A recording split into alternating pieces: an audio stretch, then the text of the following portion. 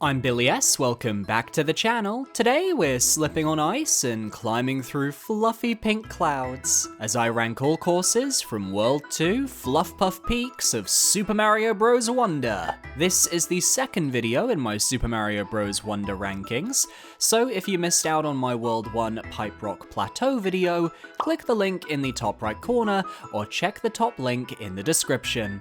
So, Fluff Puff Peaks is a big step up in terms of difficulty from World 1, with more perilous platforming, a lot of ice physics, and some new enemies to contend with that make for even more unique and wondrous experiences. Now, my rankings are more based on a casual perspective. Did I enjoy each course? Was the special wonder effect fun?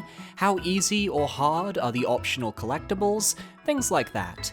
And please be aware that I am scripting this video straight after finishing World 2, so I have no idea what's waiting for me in the rest of the game. This is so I can prevent any biases that might come from later worlds and courses, and lets me take Mario Wonder at my own pace. So without further ado, all 18 courses in World 2 Fluff Puff Peaks of Super Mario Bros. Wonder ranked.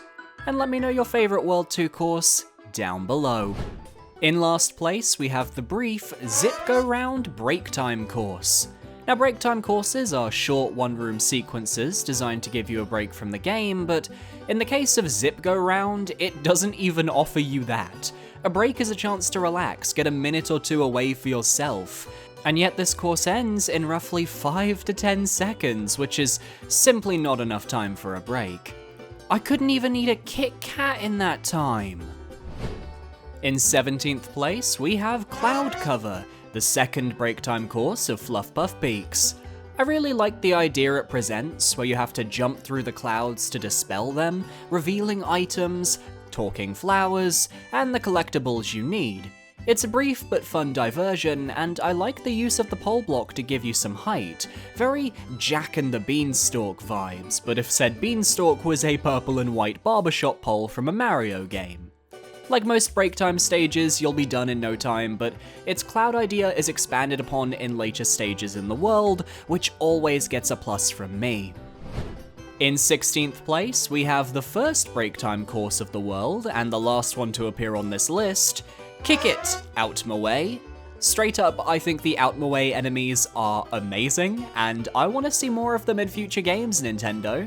But the idea of one of them testing you with this mini-game where you jump over ice or break it with a fire flower is simple yet effective.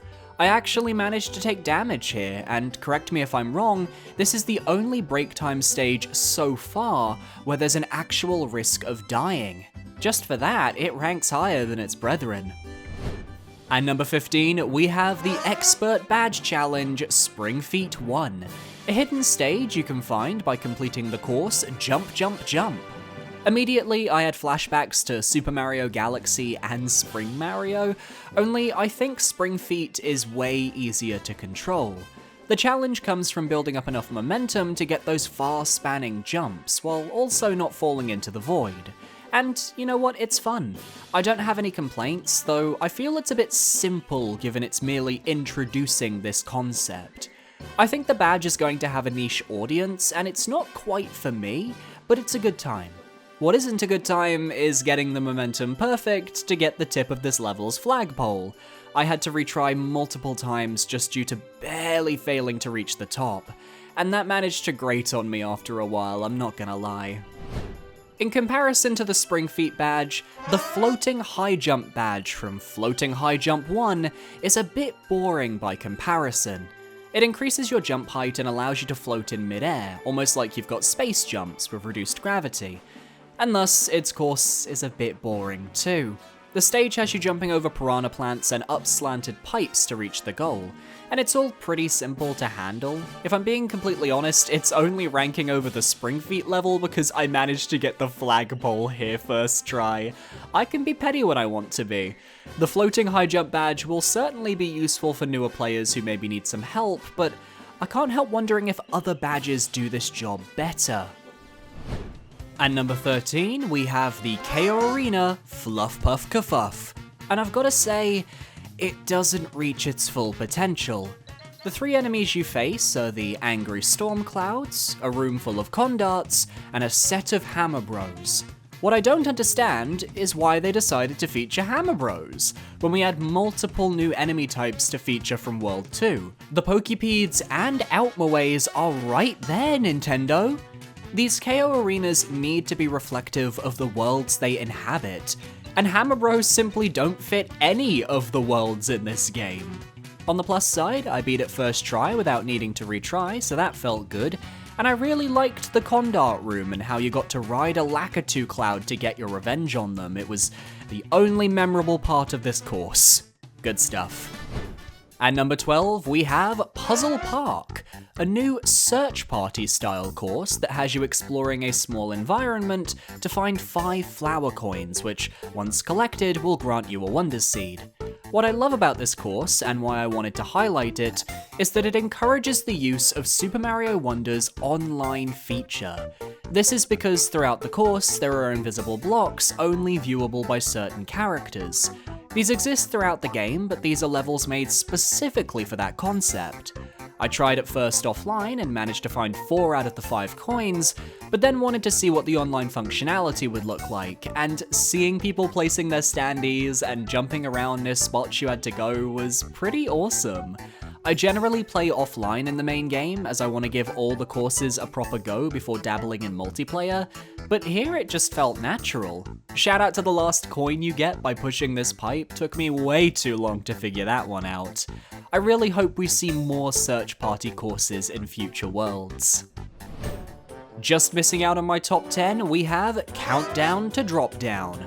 Fluff Puff Peaks courses can be split into 2 main categories: explorable, icy, snowy, or mountain levels with a bit of platforming on the side, or pure platforming levels over the void that expand on a singular mechanic for the entire runtime. This course falls, of course, into the latter category, and ranks this low simply because I wasn't a big fan of the drop-down platforms. They have a designated number, and every time something lands on the platform, that number drops. Once it hits 0, it shakes, and then you fall, which is pretty straightforward stuff. While the first half of the level gives the player agency in how they progress though, the second half of the level is just a gigantic platform over void segment where you have to ride the platform to the very end of a long track, avoiding obstacles and collecting the Wonder Flower along the way. There are Lakitus and melon piranha plants looking to knock you out, which is a fun challenge. I'm just not a fan of how long it takes for the platform to reach the level's end. I had to replay this course because I missed a flower coin, and the idea of redoing that second half had me very much on the miserable side, I won't lie. The Wonder Flower effect is fun though, giving you a brief skydiving segment where you have to fall through the clouds to collect the Wonder Seed. Probably the most fun I had during the level, and it had nothing to do with the platforming gimmick. One of the first courses you can access in the world, Pokepede Pass makes it into our top 10, but just barely. I've got to be honest when I say that Pokepedes are a very whelming enemy. They've got a cool design, but they're very easy to deal with in gameplay. They walk along their set patterns and pair up with the level's other gimmick, snow piles. There are so many bundles of snow throughout that make platforming a bit of a pain, and you have to work your way through said snow with either a fire flower, ground pounding, or letting the Pokepedes punch through the blocks instead. I do like the little swooping owl enemies, they're cute, and the red Pokepedes that move at faster speeds gave me potential for harder setups that just never really came. This level's Wonder Flower effect focuses on snow by causing a massive blizzard. This makes the screen fill up quicker with snow, so you've got a platform while managing how high said snow is building up, and eventually you'll get the Wonder Seed and safety. There's nothing inherently wrong with this course, I just don't connect with the enemy or the snow gimmick, that's all. At number 9, we have Up and Down with Puffy Lifts. A course that focuses on the titular Puffy Lifts to create a series of different platforming and navigation challenges.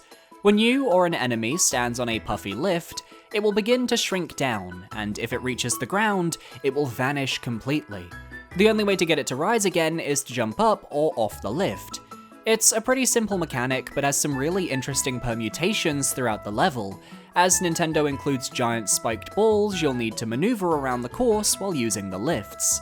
The second flower coin in this stage, for example, was extremely well hidden, and took me multiple runs through the level to discover. This was definitely the course that killed me the most in my first playthrough of this world, as I'd constantly be clipping enemies or running into those spiked balls, losing my power-ups.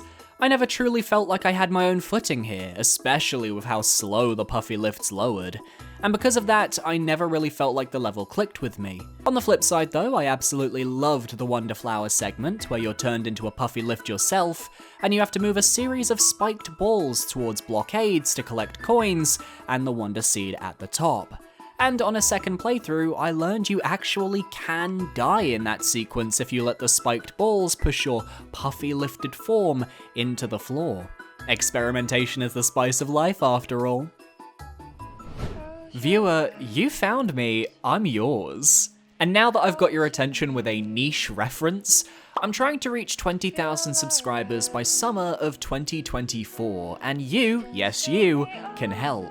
Look at how many of you aren't subscribed to the channel, so be sure to parry that subscribe button to stay up to date on all my latest rankings. Back to the video. At number 8, we have Cruising with Linking Lifts, another major platforming level, but one that just hits my vibes a little more than the others. As you progress through the level, you have to keep hitting new link blocks which connect to your lift and extend it. This leads to some fun setups, with you needing to collect every link block in the first half to get the second flower coin. And the electric enemies that jump up from below provide a nice challenge. I especially love the animation where a character gets electrocuted, so full of expression. The second half of the level is a lot simpler, especially if you're doing the Wonder Flower variation, where you basically get a free ride while Lakitus shower you with coins and elephants, while the non-Wonder Flower variant sees you taking on a few more obstacles before you reach the end. It's a short but sweet experience, and feels much faster than those drop-down platforms from the world's other main platforming course, and combined with the rainy, stormy atmosphere, I've got a soft spot. At number 7, we have the Fluff Puff Peaks Palace, and I think it continues the trend of the palace levels being pretty strong overall. We're introduced to bone piranha plants, which seem threatening but go down just like any regular living piranha plant. There are fireballs summoned from the Wonder Power that try to hit you at certain points in the level, so having the bubble power up handy is super useful. There are poison pools that litter the floors, and moving pipes feature heavily too. Though I'll be honest, I think the World 1 level with the moving pipes did the concept better. Fluff Puff Peaks feels like it has some neat ideas, but ultimately relies on the gimmicks of prior levels and doesn't really iterate on them in the palace.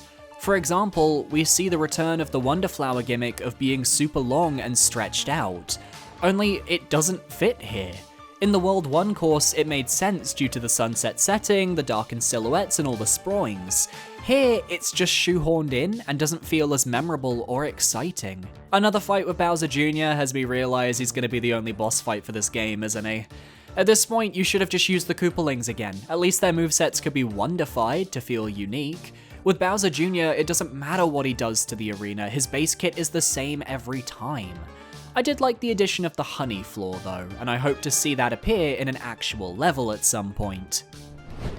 Just missing out on our top 5, we have the 4-star difficulty level, Jump Jump Jump. It's a platforming challenge where after collecting the Wonder Flower, you have to do a series of platforming jumps along a set of coloured blocks that appear and disappear with the rhythm of the music.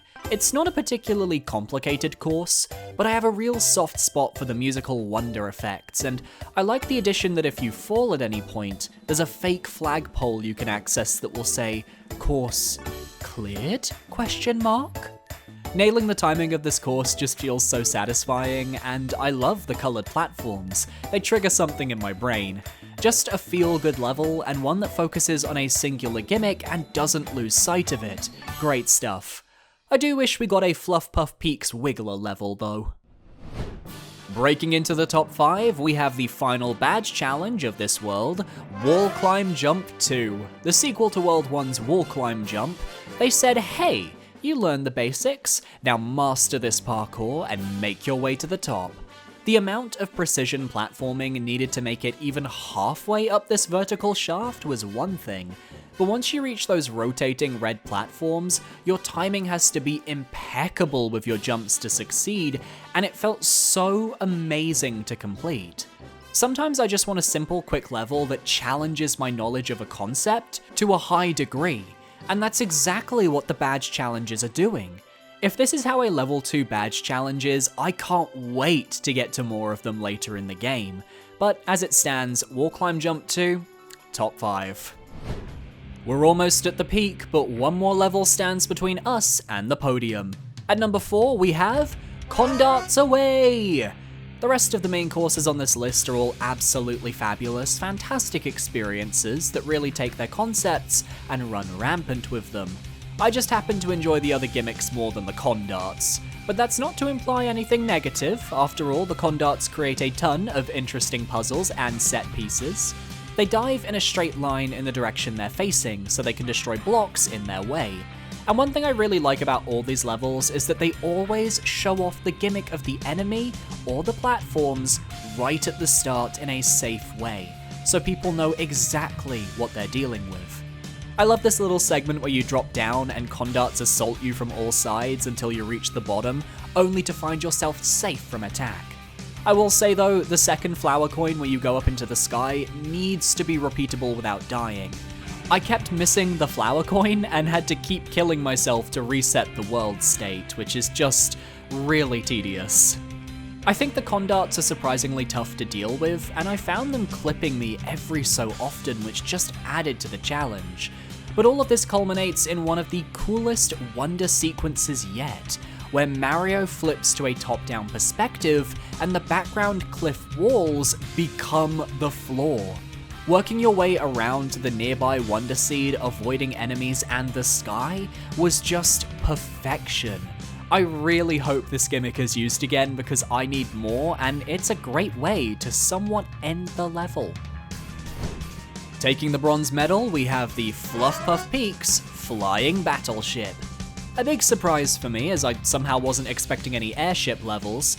Auto-scrollers can be very hit or miss for me, needing to be finely balanced lest they end up being too tedious and slow, or too quick to the point where you can't react.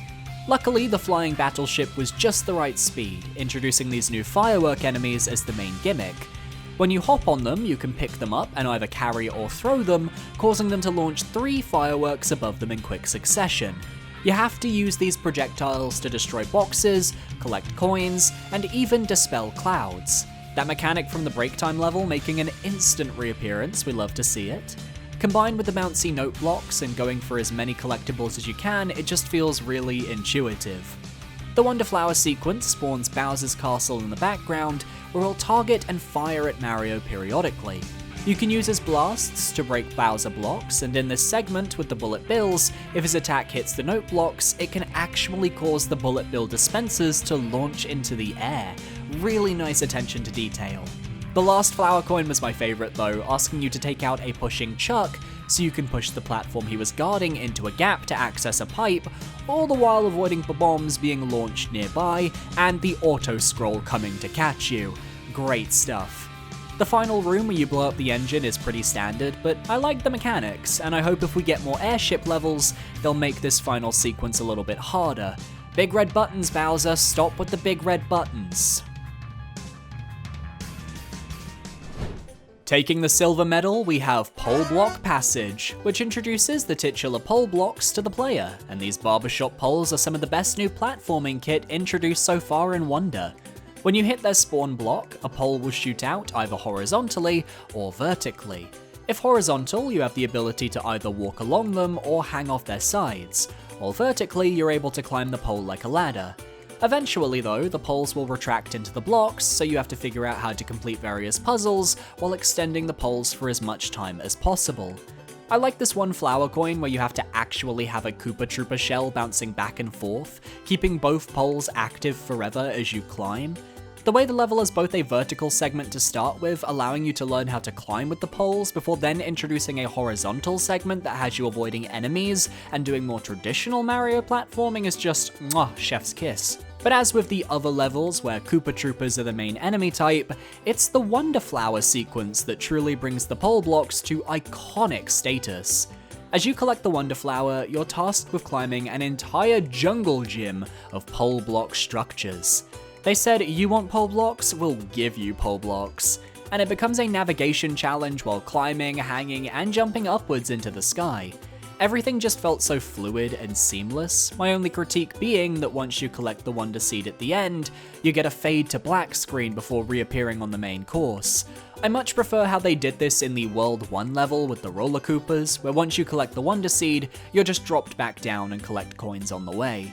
Just a small nitpick, but nothing that would affect this course's ranking. Truly one of the best courses so far that I've played. But there's one that just got me that much more. The best course in World 2 of Super Mario Bros. Wonder is Outmaway Valley. And need I say more? From the moment you spawn in, you're greeted with this cold winter wonderland. It's nighttime, Christmas lights are hanging in the background, the snow is falling, while Outmaways kick an ice block to show you exactly how they function and what you're dealing with. Outmaways are the best new enemy in the game so far without question, from their extremely adorable designs to the way they angrily kick anything that comes within striking distance. They're able to create some really fun moments where you'll be jumping over ice blocks they're kicking your way, or later in the level, actively riding the ice blocks they kick in order to obtain a flower coin or two. And because of the nature of their power, they can be threatening to the player long before you see them on screen. This one kicking ice towards you midway through the level being a prime example. And just look at how they tap their toes waiting for something to kick, it's so cute! Fire flowers make short work of the ice, but if not, your platforming skills will get put to the test, and it's great. Shout out to the second flower coin, by the way, that actively encourages you to jump into a bottomless pit. You'll soon realize that bottomless pits have a slight darker shadow in them that denotes the abyss, whereas pits you can jump into don't have that shadow, nice tip from me. My favorite part of the level, of course, though, is the Wonder Flower segment, which pulls a bull rush coming through and has you riding a gigantic snowball avalanche that sucks up buildings, snowmen, and enemies before running over and passing by the end of the level. That's right, secret exit time. There's just something so exciting every time this game makes you go past the normal end of level flagpole. It feels so wrong, but in the best way possible. The normal exit, meanwhile, has you riding on an ice block to the finish line, and reminds me very heavily of the types of end-of-level challenges you'd get in Super Mario Land for the Game Boy.